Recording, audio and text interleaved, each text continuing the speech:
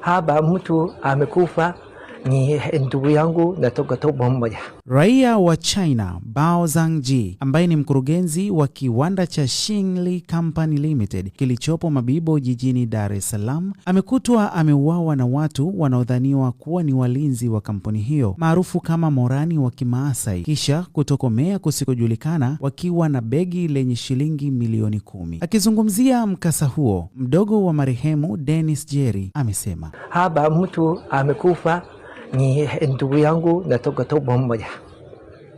Yeye anaendesha kampuni hapa Mabibo, kampuni ya kufanya recycling ya machupa.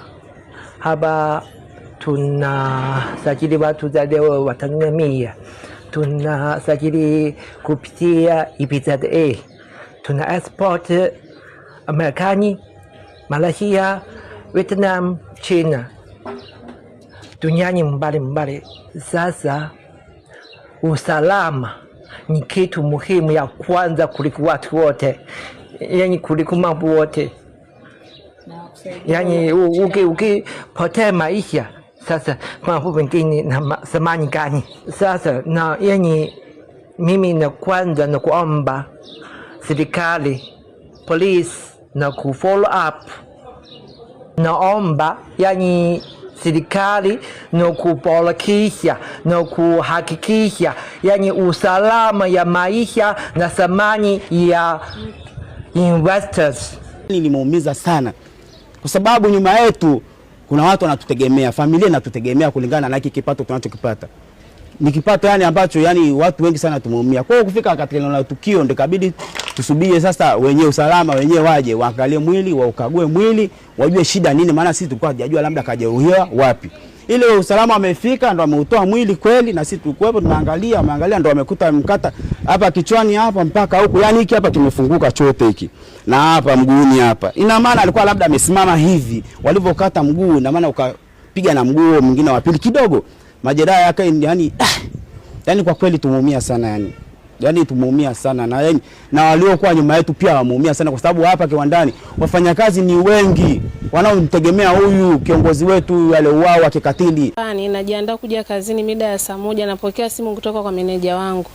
Ananieleza kwamba kuna mtu amefika pale mfanyakazi kwa ajili ya kuwasha moto ili production iendelee, amegonga sana geti lakini geti halijafunguliwa. Nikampigia babu mmoja wa Kichina, akapokea simu, nikamwambia babu, fungua geti. Babu akatoka akasema okay, akafungua geti. Alivyofungua geti akakutana na watu wako nje, wakaingia ndani. Walivyoingia ndani, wao ambao walikuwa wanagonga wakakuta walinzi hawapo. Nikapiga simu polisi. Nikamtaarifu dada mmoja anaitwa Amina, mkuu wa kituo cha traffic. Nikamwambia, dada, umemwona bosi wangu yuko pale polisi? Kwa maana kwamba labda kumetokea kuna taharuki yeye na hao walinzi, maana wote wametoweka, labda wamepelekana polisi. Akanijibu, hapana, hakuna kitu kama hicho, bosi wako hayupo. Okay. Nikarudi tena nyuma, nikampigia tena simu mlinzi wa geti la nyuma lile kubwa kwa Kizenga Investment. Nikamuuliza, umemuona bosi wangu na walinzi wakitoka nje?